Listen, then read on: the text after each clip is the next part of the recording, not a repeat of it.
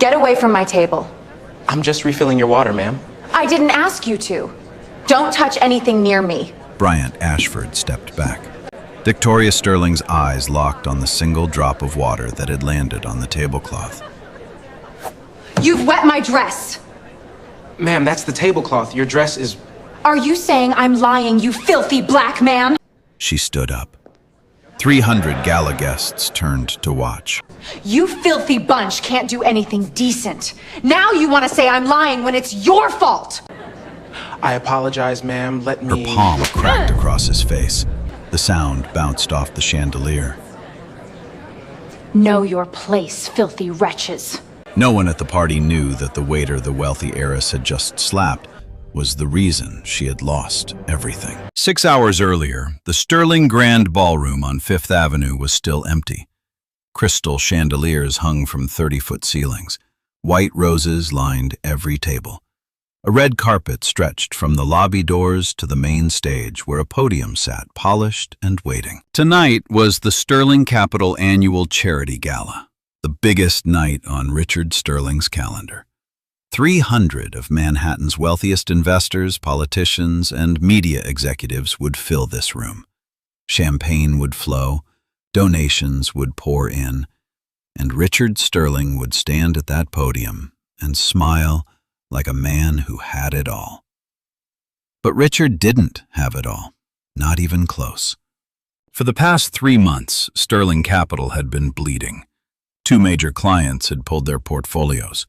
The board was asking questions Richard didn't want to answer. The only reason the company still had a pulse was one investor, a silent partner who held 35% of the firm's total equity, a man named Bryant Ashford. Richard had never met him in person. Every deal had gone through attorneys and wire transfers. But tonight, Bryant Ashford had confirmed his attendance, and Richard needed him, desperately. Across town, in a 2-bedroom apartment in Harlem, Bryant Ashford was buttoning a white dress shirt, not a tuxedo, a catering uniform. His phone buzzed on the kitchen counter. "Bro, I'm serious." Derek Coleman's voice came through the speaker. 2 guys called in sick. I've got a gala for 300 people and I'm down 2 servers. I wouldn't ask if I wasn't drowning. Derek owned Coleman Catering. He and Bryant had grown up on the same block, same school, same church. When Bryant made his first million, Derek was the first person he called. When Derek started his catering business, Bryant was his first investor. "What time?" Bryant asked. 6:30, the Sterling Capital Gala. Bryant paused. He knew the name. He owned 35% of that company. He'd planned to attend tonight as a guest. Black tie, VIP table, the works. His assistant had already confirmed the RSVP, but Derek needed him. Bryant looked at the tuxedo hanging on the closet door. Then he looked at the catering uniform on the bed. "I'll be there at 6, he said. "You're saving my life, man." "That's what brothers do." Bryant hung up. He picked up the white shirt and finished buttoning it. The tuxedo stayed on the hanger. He didn't tell Derek who he was to Sterling Capital. He didn't tell anyone. Bryant Ashford had built a $400 million investment firm by the time he was 32, and he'd done it quietly. No magazine covers, no Twitter rants, no flashy cars parked outside office buildings. Just returns. Just results. He believed in one rule above all others. You learn the truth about people when they think you're nobody. Tonight, he'd be nobody.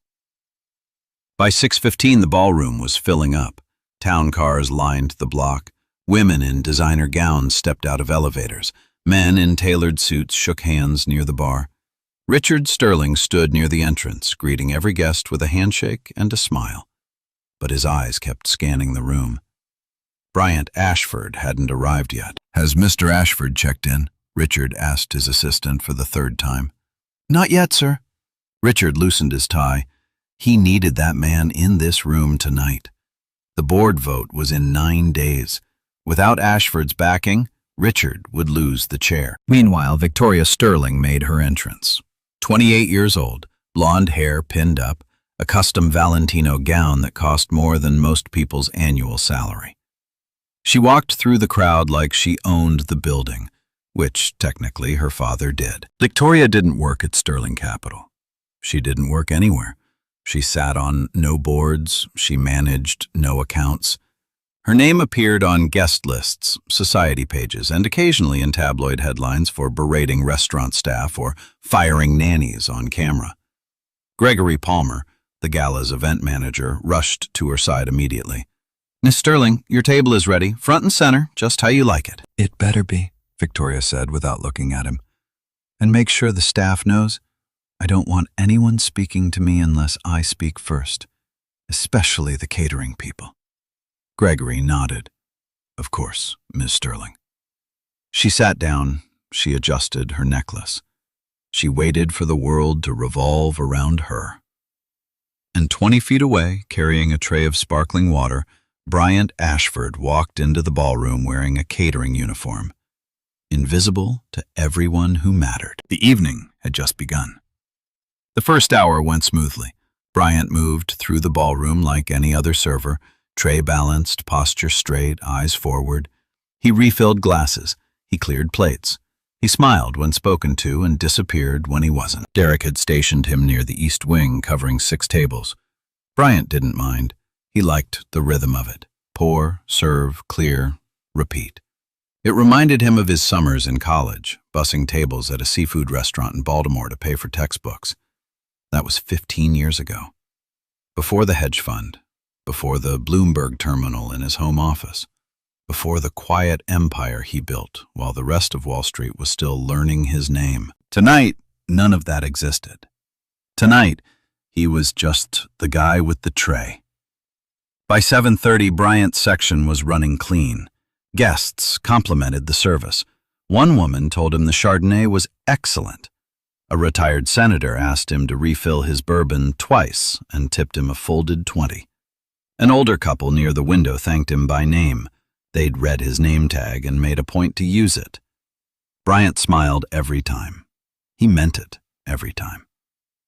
This was honest work. It always had been. Then Gregory Palmer appeared at his shoulder. "You," Gregory said, snapping his fingers. "Ms. Sterling's table needs attention. Table 1. Now." Bryant looked across the room. Table 1 sat directly in front of the stage, the VIP centerpiece. Victoria Sterling was seated with 3 other women, all of them laughing, all of them holding glasses that were already full. "Her table looks covered," Bryant said. Gregory stepped closer. His voice dropped. "I didn't ask for your opinion. I told you to go. Ms. Sterling specifically requested fresh service. The last server wasn't up to her standards." "What happened to the last server?" Gregory's jaw tightened. "She made the mistake of pouring from the left instead of the right. Ms. Sterling had her removed from the floor." Bryant said nothing. He loaded a fresh tray, 2 bottles of sparkling water, a champagne bucket, clean napkins, and crossed the ballroom floor. He approached the table the way he'd approached every other table that night. Professional, quiet, respectful. "Good evening," he said. "Can I refresh anyone's glass?" Victoria didn't look at him. She was mid-sentence telling a story about a yacht trip in Monaco. "And I told the captain, if the deck isn't cleaned by morning, I'll have the whole crew replaced. Every single one." The women laughed. One of them, a thin blonde in a silver dress, clapped her hands together like it was the funniest thing she'd ever heard. Bryant waited. 5 seconds. 10. "Ma'am," he said gently, "would you like still or sparkling?" Victoria stopped talking. She turned slowly. Her eyes moved from his shoes to his collar to his face. Her jaw set. Her nostrils flared. "Did I invite you to speak?" "No, ma'am, I was just—" "Then don't!" She waved her hand like she was swatting a fly. "Stand there. Don't move. Don't speak. When I need something, I'll snap." Bryant nodded. He stood behind her chair, tray in hand. 1 minute passed. 2. Victoria resumed her conversation as though he didn't exist. Then she lifted her empty glass over her shoulder without turning around. "Fill it." Bryant reached for the champagne bottle. As he poured, Victoria jerked her hand slightly, just enough to cause a single drop to land on the tablecloth beside her plate. She froze. Then she turned. "You spilled on my dress." "Ma'am, that landed on the tablecloth. Your dress is—" "Are you calling me a liar?" The table went quiet. Catherine Blake, the blonde in silver, lowered her eyes. The other two women suddenly became very interested in their napkins. Victoria pushed her chair back and stood. She looked at the other guests nearby, making sure she had an audience. "This is what happens," she said, loud enough for 3 tables to hear, "when they let anyone work these events. You can't even pour a glass without making a mess." A man at the next table glanced over. He looked uncomfortable but said nothing. His wife stared at her phone. "I apologize, ma'am," Bryant said. "Let me get you a fresh—" "I don't want fresh anything from you." Victoria stepped closer. Her perfume hit him before her words did. "I want you to explain to me how a grown man can't do the simplest job on earth." Bryant held the tray steady. His fingers didn't shake. His voice didn't waver. "I'm happy to get another server for your table if you'd prefer." "Another server?" Victoria laughed, a sharp, cutting sound. "I'd prefer if people like you stayed where you belong, behind the kitchen doors, out of sight." She turned back to her friends. One of them, a dark-haired woman in emerald, opened her mouth as if to say something, then closed it again. Bryant nodded and stepped to the next chair. He began pouring water for Catherine. "Excuse me," Victoria said sharply. "What are you doing?" "Pouring water for your guest, ma'am." "Not at my table, you're not. I didn't ask for anything." "Your event manager sent me over." Victoria's jaw tightened. She looked at Bryant's hands, dark fingers wrapped around the crystal bottle, and her lip curled in a way she didn't bother to hide. "Put that down," she said. "I don't want you touching the glassware." Catherine shifted uncomfortably. "Victoria, it's fine. Really, it's not fine, Catherine." Victoria's voice rose. "Look at him. Does he look like he belongs at this table? Does he look like he should be touching what we drink from?" The ballroom didn't stop. Not yet. But the nearest tables had gone quiet. Forks hovered above plates. Conversations died mid-word. Bryant set the bottle down gently. "I'll step away, ma'am." "You should have stepped away the moment you walked in here." He turned to leave. He made it 3 steps. "Wait," Victoria called out. "Come back."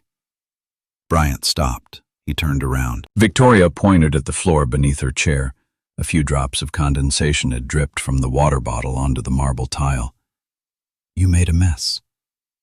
"I'll get a cloth, ma'am." "No." Victoria crossed her legs and lifted one heel off the ground. "Wipe it. Right now, with the napkin on your arm." Bryant looked at the floor, then at Victoria, then at the 300 people sitting around them. "Ma'am, I can get a mop or a cloth from the service area." "I said wipe it." Her voice cut clean through the room. "On your knees. Now." The table next to them went silent. Then the one after that. Like dominoes falling, the conversations around table 1 died out, one by one, until the only sound was the string quartet playing softly from the far corner. Bryant stood still. His jaw tightened, but his voice stayed even. "I'm here to serve drinks, ma'am, not to kneel." Victoria's face went red, not from embarrassment, from fury. No one said no to her, not the staff, not the drivers, not the assistants, not even her father. "What did you just say to me?" "I said I'll clean it properly, but I won't kneel." Gregory Palmer appeared again, already sweating through his collar. "Sir, I think it's best if you just comply." "Stay out of this, Gregory." Victoria stood up. Her chair scraped against the marble like a scream. This man just refused a direct request from the host's daughter. She stepped closer to Bryant, close enough that he could feel the heat of her anger on his skin. You think you can walk into my father's gala, spill water on my floor, and then talk back to me? Her voice was low, but the room was so quiet that every syllable carried to the back wall. Do you know who I am? Bryant met her eyes. I know exactly where I am, ma'am. Then act like it. She reached forward and knocked the tray out of his hands. 2 glasses shattered on the marble. Water and champagne splashed across his shoes.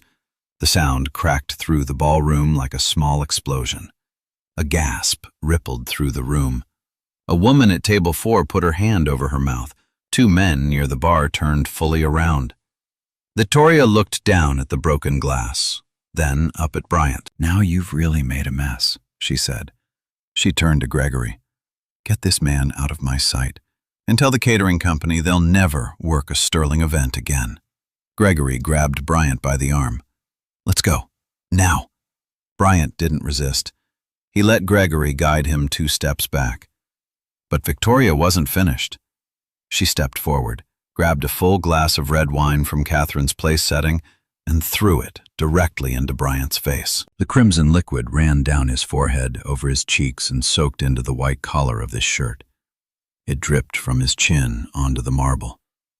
He blinked. He didn't flinch. That's what you get, Victoria said, loud enough for the entire ballroom to hear, for forgetting your place. One woman at a nearby table covered her mouth and turned away. A man in a gray suit looked down at his own hands. A photographer near the stage lowered his camera, unsure whether to shoot or to pretend he hadn't seen it. No one stood up. No one said a word. Bryant wiped the wine from his eyes with the back of his hand. The red stain spread across his sleeve like a wound that wouldn't stop bleeding. He looked at Victoria. She was smiling.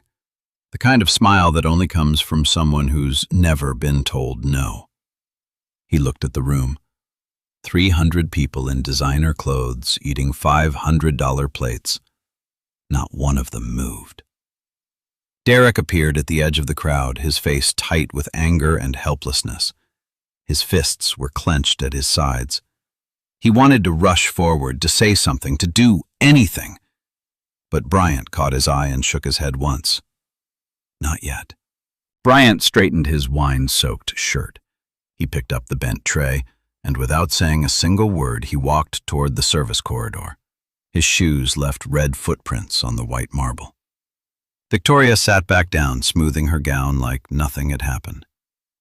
Someone get me a fresh glass, she said, preferably from someone who knows how to behave. The laughter that followed was thin and nervous, but it was enough for Victoria. For now, she had won. She just didn't know what it was going to cost her. Bryant pushed through the service corridor door and leaned against the wall. The hallway was narrow, lit by fluorescent tubes that buzzed overhead. The music from the ballroom was muffled now, just a low hum behind 2 inches of drywall. He looked down at his shirt. The wine stain had spread from his collar to his chest. It looked like someone had tried to paint him red. He wiped his face again with the dry section of his sleeve. His cheek still burned where her hand had landed. He could feel the shape of her fingers pressed into his skin like a brand. Derek came through the door 30 seconds later, his face tight, his eyes hot. Tell me you're pressing charges. Bryant didn't answer. He walked to the service sink and ran cold water over his hands. The water turned pink as it circled the drain. Bryant, Derek grabbed his shoulder. She hit you. In front of 300 people, on camera. You know at least 10 phones were recording. I know. Then let's go, right now. We call the police, we file assault charges, and we shut this whole thing. Not yet. Derek stared at him. What do you mean, not yet? She threw wine in your face. She called you. You heard what she called you. Bryant turned off the faucet. He dried his hands on a clean towel and looked at Derek for the first time since walking off the floor. If I walk out there right now and make a scene, what happens? Security removes me. She spins the story. I become the angry black man who ruined her father's gala. That's the headline. That's the only thing anyone remembers. Derek opened his mouth, then closed it. But if I wait, Bryant said quietly, the truth does the work for me. He pulled out his phone. 3 missed calls from his assistant, Karen Wells. 2 text messages, both marked urgent. The first one read, Richard Sterling's office called again. He's desperate to meet you tonight. Board vote in 9 days. The second, are you at the gala? They can't find you on the guest list. Bryant typed a reply. I'm here. Tell Richard I'll find him when I'm ready. He put the phone back in his pocket. Derek was pacing, back and forth across the narrow corridor, his catering apron still tied tight around his waist. I can't just stand here and do nothing. That woman assaulted my best friend in my workplace, and I'm supposed to— You're supposed to trust me, Bryant said. Have I ever let you down? Derek stopped pacing. He exhaled hard through his nose. No. Then trust me now. That woman is about to have the worst night of her life, Bryant said. She just doesn't know it yet. Out in the ballroom, Victoria Sterling was having champagne. Gregory Palmer had replaced the broken glasses, mopped the wine stain off the marble, and personally delivered a fresh bottle of Dom Perignon to table 1. Victoria hadn't thanked him. She never did. Did you fire him? She asked, not looking up. He's been removed from the floor, Gregory said carefully. I said fire him.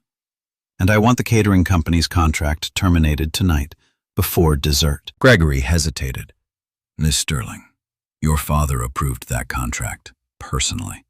Coleman Catering has served Sterling events for— I don't care who approved it. Victoria took a sip of champagne. My father will do what I tell him. He always does.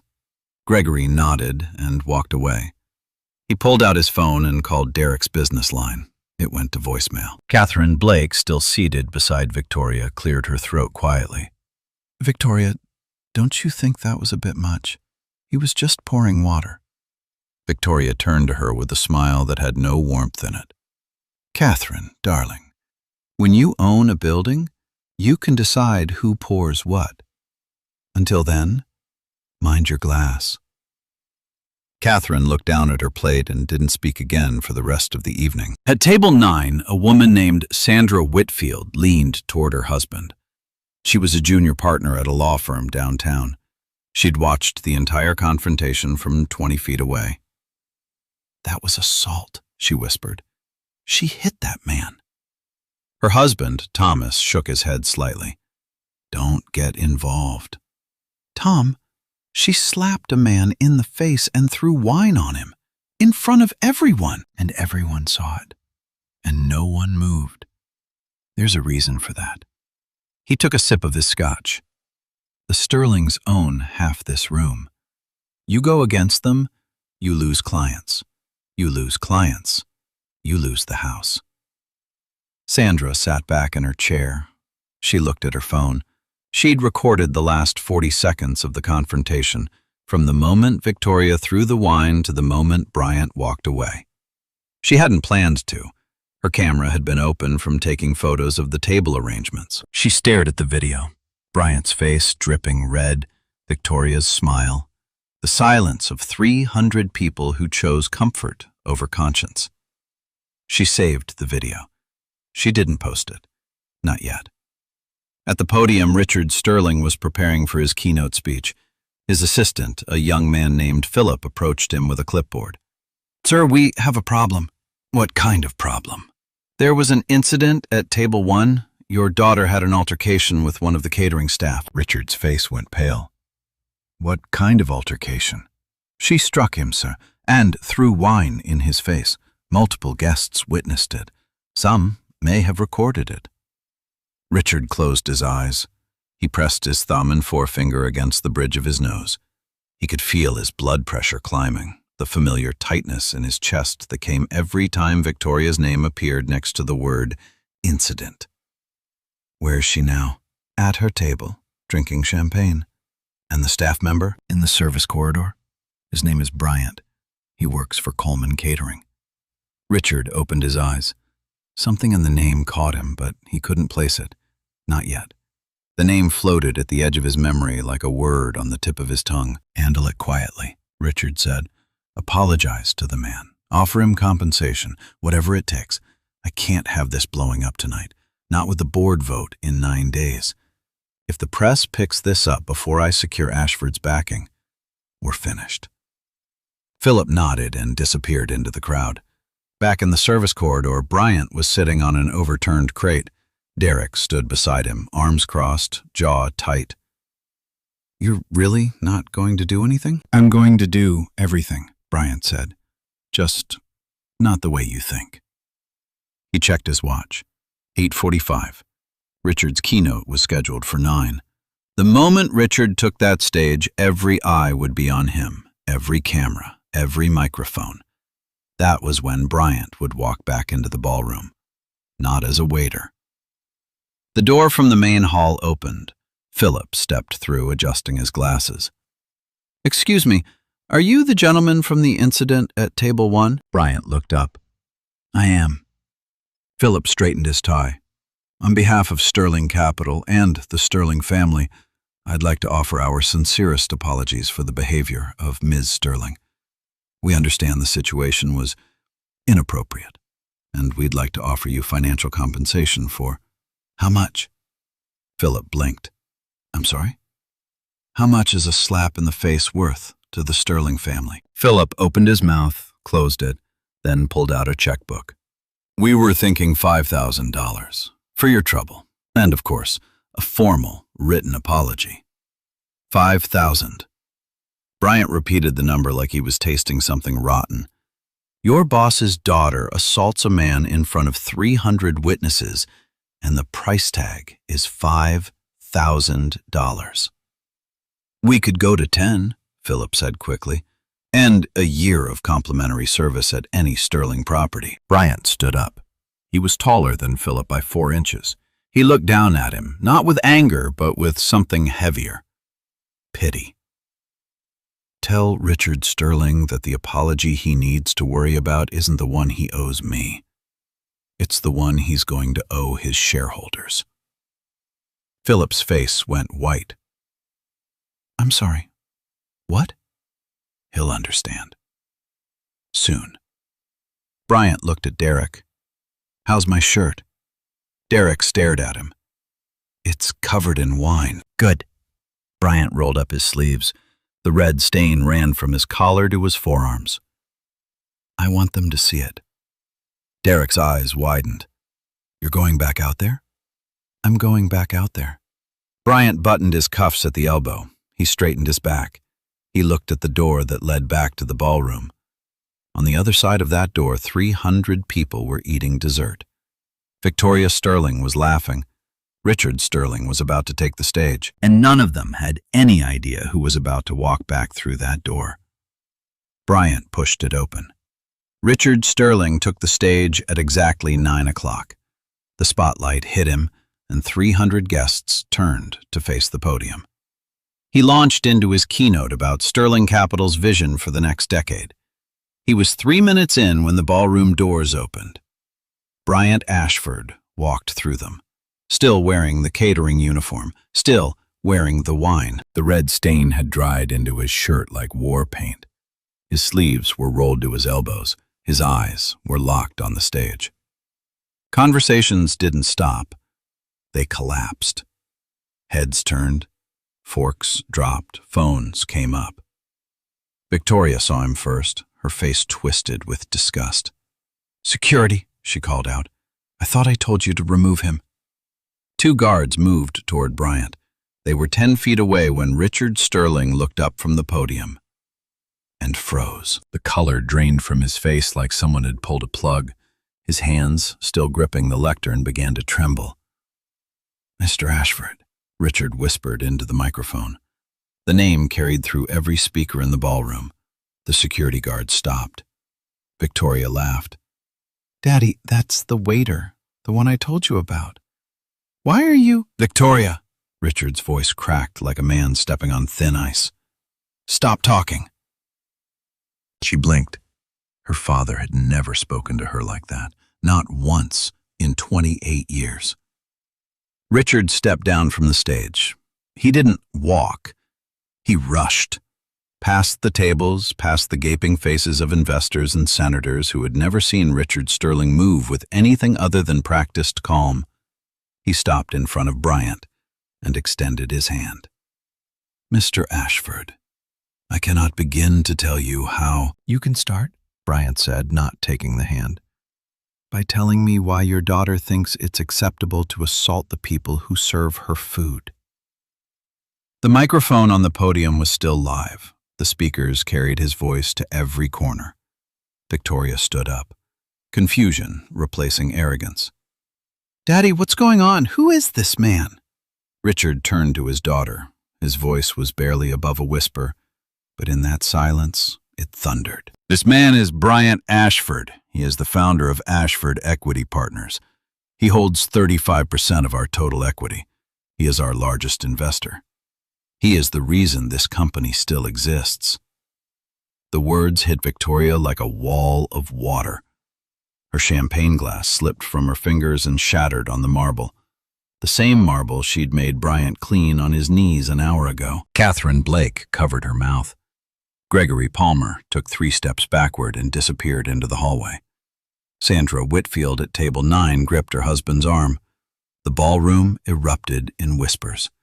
300 voices hissing at once, like air escaping from a punctured tire.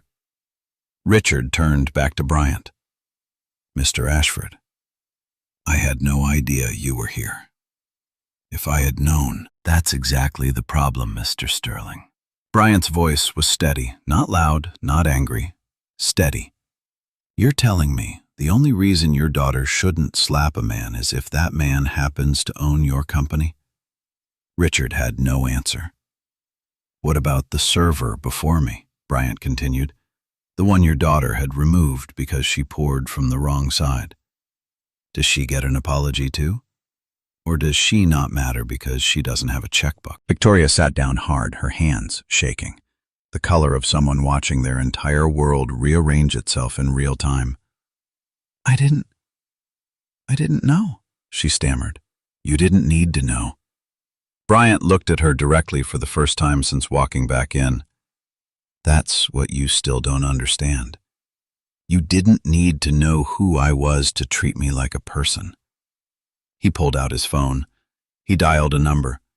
The room was so quiet that everyone heard the line connect. "Karen," he said, "pull all of our holdings from Sterling Capital, every share, every bond, every position, effective immediately." Richard Sterling's knees buckled. He grabbed the nearest table to keep from falling. "Mr. Ashford, please." His voice broke.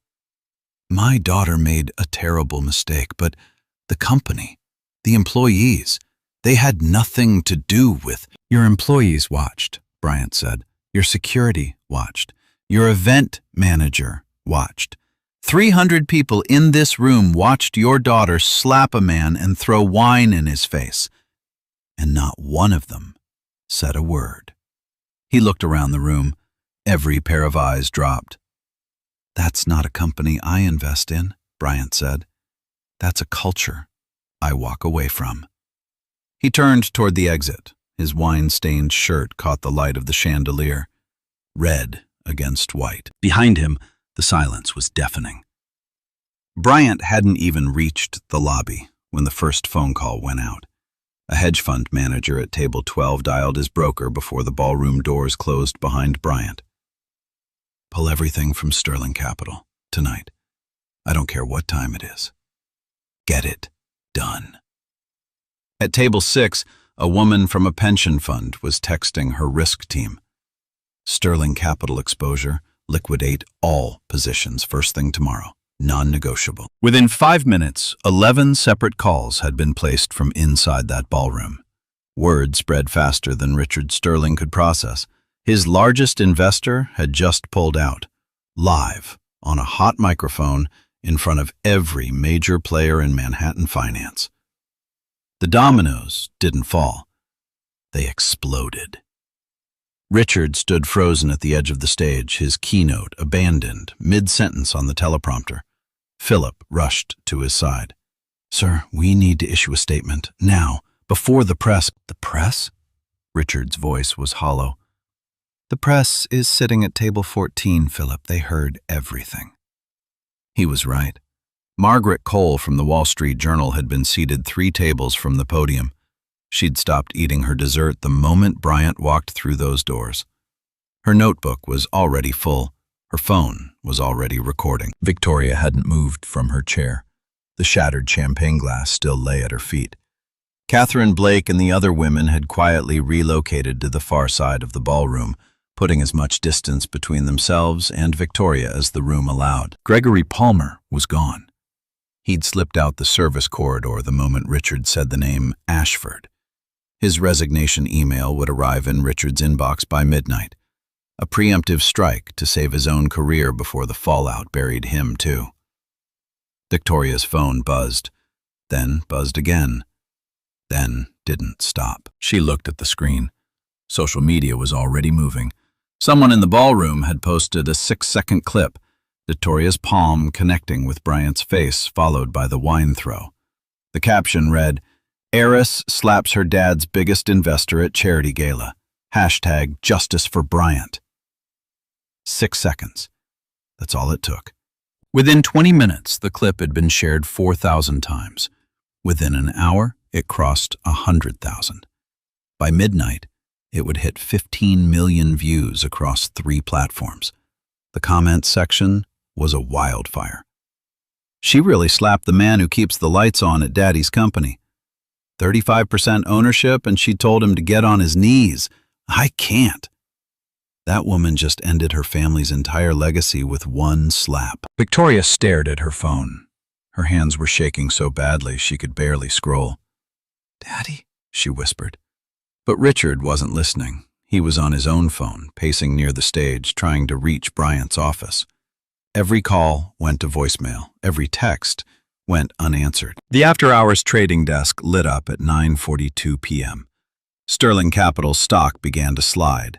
First 2%, then 5%, then 8%. By 10 o'clock, it had dropped 14%. By the time the Asian markets opened, it would crater to 22%. $400 million in market value. Gone before Richard Sterling could finish a single phone call. At 11:15, Richard called an emergency meeting in the hotel's private boardroom. 6 board members attended. 2 refused to come. 1 sent a text that read, "I'm calling my attorney in the morning." Richard stood at the head of the table, his tie loosened, his face gray. "We need to contain this," he said. "Contain what, Richard?" Board member Ellen Cross leaned forward. "Your daughter assaulted a man on camera. Our largest investor pulled his entire portfolio on a live microphone. The clip has 10 million views and it's been 2 hours. What exactly do you plan to contain?" Richard had no answer. "I want your daughter banned from all Sterling events," Ellen continued. "Permanently. And I want a public apology issued by 6 a.m. from the company and from Victoria personally." "She'll apologize," Richard said quietly. "She'll do more than apologize." Ellen stood up. "She'll face charges. Because if she doesn't, and we try to sweep this under the rug, every remaining investor in this room will follow Ashford out the door. And then there won't be a company left to save." Richard sat down. He put his head in his hands. Somewhere in the city, Bryant Ashford was sitting in the back of a town car, still wearing the wine-stained shirt. Derek sat beside him, silent for the first time all night. Bryant's phone rang. Karen Wells. "It's done," she said. "Every position liquidated. Sterling Capital will feel it by morning." "Thank you, Karen." "Bryant, are you okay?" He looked out the window. The city lights blurred past like streaks of gold and white. "I will be," he said. "Tomorrow." By morning, the story had outgrown the Gala. Margaret Cole's article hit the Wall Street Journal website at 5:45 a.m. The headline read, "Sterling Capital Heiress assaults top investor at charity gala. $400 million wiped in hours." By 6 a.m., it was the most read article on the site. By 7, every major network had picked it up. CNN ran the clip at the top of the hour, then MSNBC, then Fox. The footage was clean. Someone had recorded the entire confrontation from the moment Victoria threw the wine to the moment Bryant walked out. Sandra Whitfield's 40-second video had found its way to a journalist's inbox sometime around 2 a.m. She never confirmed she was the one who sent it. She didn't need to. The internet didn't just react. It combusted. #Justice for Bryant trended at #1 nationally by 8 a.m. By noon, it was global. Twitter, Instagram, TikTok, every platform was flooded. The clip had been sliced, remixed, and reposted in 100 different formats. Someone set the moment of the slap to slow motion with a bass drop. It got 9 million views in 4 hours. But the real damage wasn't on social media. It was in the courtroom. Bryant Ashford's legal team, 3 attorneys from Morrison & Hayes, one of the top civil rights firms in New York, filed 2 separate actions by 10 a.m. The first was a criminal complaint for assault and battery.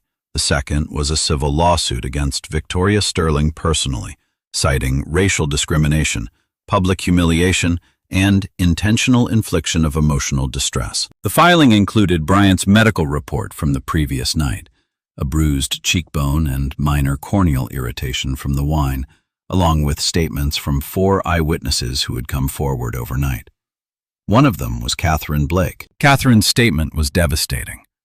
She described Victoria's behavior in detail: the finger-snapping, the demand to kneel, the racial slurs, the deliberate hand jerk that caused the spill Victoria then blamed on Bryant. Catherine wrote, "I sat at that table and said nothing.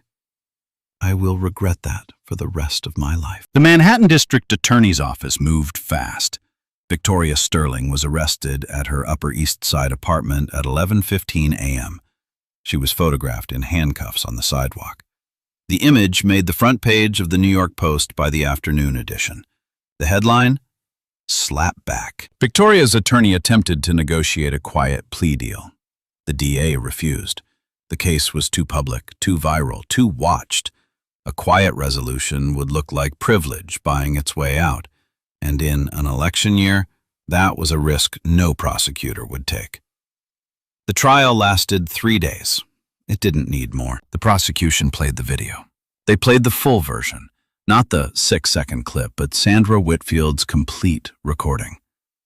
The courtroom watched Victoria throw the wine. They watched Bryant stand still, blinking, not flinching. They watched 300 people do nothing. Then they heard the audio. Gregory Palmer's voice ordering Bryant to comply. Victoria's words, "You people, filthy, know your place." Every syllable played through courtroom speakers while Victoria sat at the defense table, her face buried in her hands. Bryant took the stand on day 2. He didn't raise his voice. He didn't perform. He spoke the way he always spoke, measured, clear, direct. "I wasn't angry when she hit me," he said. "I was sad. Because I knew that if I'd been wearing a tuxedo instead of a uniform, she never would have touched me. The problem wasn't who I was. It was who she thought I was." The courtroom was silent. And the 300 people who watched? I don't blame them either. Fear is powerful. But silence in the face of injustice isn't neutral. It's a choice. And choices have consequences. The jury deliberated for 90 minutes. Guilty. Assault in the 3rd degree. Aggravated harassment with racial bias. The judge sentenced Victoria Sterling to 200 hours of community service at a homeless shelter in the Bronx, a $50,000 fine, and 18 months of mandatory counseling on racial sensitivity and anger management. She was also issued a 2-year restraining order prohibiting contact with Bryant Ashford. Victoria stood when the sentence was read. Her legs were shaking. Her attorney held her arm. She didn't speak. Outside the courthouse, the cameras were waiting. Hundreds of them. Victoria walked to a black SUV with her head down, flanked by 2 attorneys. Someone in the crowd shouted, "How's it feel to be below someone now?" She didn't look up. The financial fallout was even worse. In the 2 weeks following the gala, Sterling Capital lost 2 more major investors. Combined with Bryant's withdrawal, the company's total losses exceeded $450 million. The stock price, which had been at $68 per share before the gala, settled at $39. Nearly half its value gone. The board of directors convened an emergency session. The vote was unanimous. Richard Sterling was removed as chairman and CEO of the company he'd founded 22 years ago. He was offered a ceremonial advisory role with no voting power. He declined. Richard released a written statement. I failed as a father and as a leader. I allowed a culture of entitlement to take root in my family and my company. I take full responsibility. He sold his penthouse on Park Avenue 3 months later. He moved to a smaller apartment in Connecticut. He stopped attending industry events. Friends said he aged 10 years in 10 weeks. Gregory Palmer, the event manager who had enforced Victoria's orders that night, was blacklisted from every major event planning firm in New York. His name became shorthand for complicity. At industry conferences, people would say, "Don't be a Palmer." He understood what it meant. But the story didn't end with punishment. Bryant Ashford held a press conference 1 week after the verdict. He stood at a podium, this time as himself in a tailored navy suit, no wine stains, and announced the expansion of his foundation, Hands of Hope.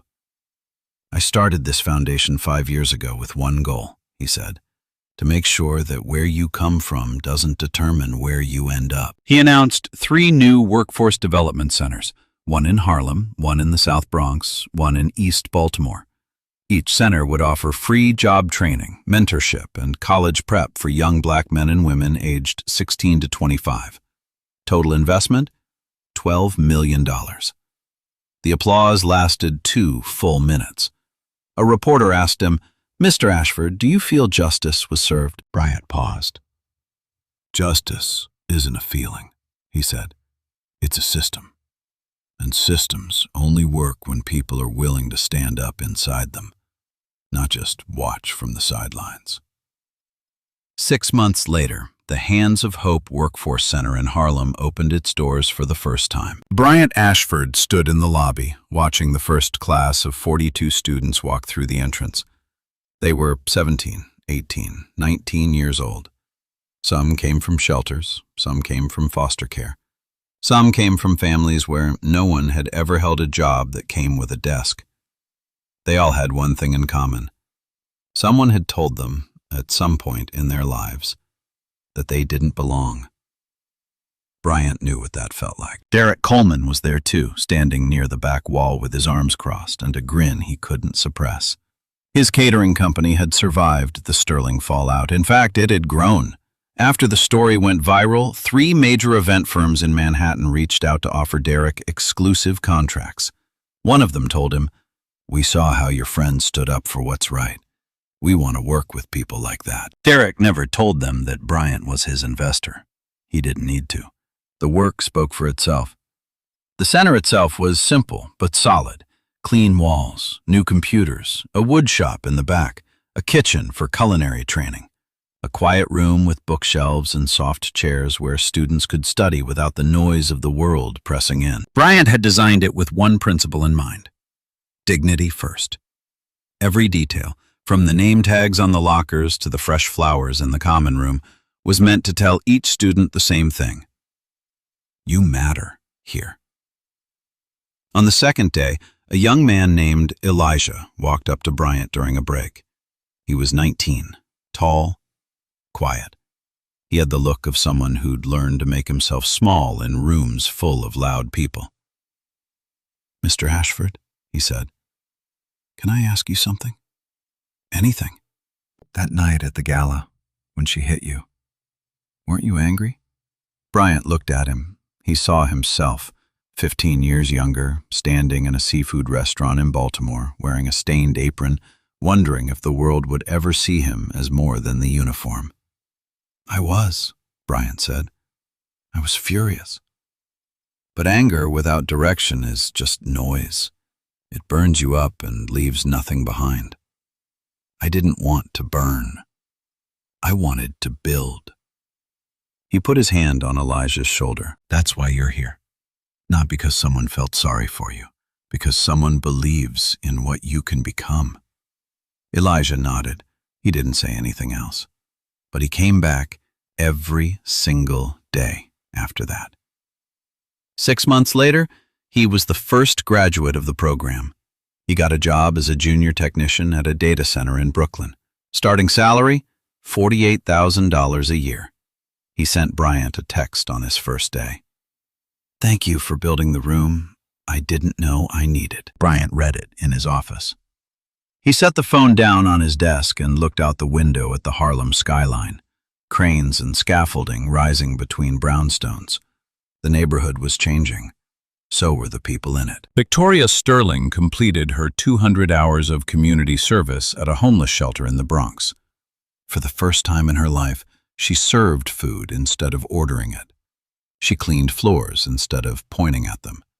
She folded sheets, wiped tables, and handed out blankets to people who didn't know her last name and didn't care. On her last day, she sat down at a table in the shelter's dining hall and wrote a letter to Bryant Ashford. It was 3 pages long. She apologized. Not the way she'd apologized at the gala, with shaking hands and panic in her voice. This time, she meant it. Bryant received the letter. He read every word. He didn't respond. Some wounds don't close with a letter, but some letters are worth writing anyway. Richard Sterling rebuilt quietly. He started a small advisory firm in Connecticut, working with mid-cap companies that couldn't afford the big banks. He never returned to Manhattan. He never attended another gala. When a reporter asked him what he'd learned, he said, I spent 20 years building a company. My daughter destroyed it in 20 seconds. And the worst part is, I'm the one who taught her that the world owed her something. So let me ask you this. What would you have done if you were in that ballroom? Would you have stood up, or would you have looked away? Drop your answer in the comments. I want to hear it. And if this story moved you, if it made you think even for a second, hit that subscribe button. Share this with someone who needs to hear it, because stories like this don't just entertain. They remind us who we want to be. The story is over, but one thing keeps sticking with me. We usually think respect is something people earn. You work hard, you climb, you prove yourself, and then you deserve to be treated like a human. Until then, you are just waiting for your turn. But the story showed me how backwards that is. We build a world where the uniform decide how you are treated. Not the person, the uniform. A seal walks in. Yes, sir. Right away, sir. A catering chef walks in. Invisible. Same person, same brain, same heart.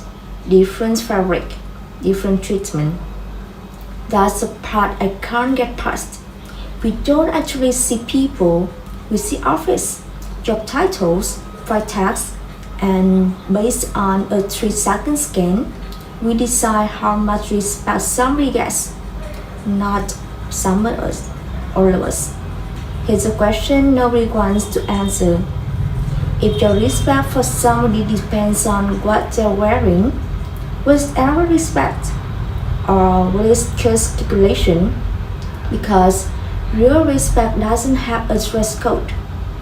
It's what you give someone before you know what they can do for you, not after. So this week, notice the uniform, the cashier, the cleaner, the server. Ask yourself, am I treating this person like a person or like the shirt they are wearing? If you had been in that gala, would you have spoken up? I would recommend, hit like, subscribe. See you next time.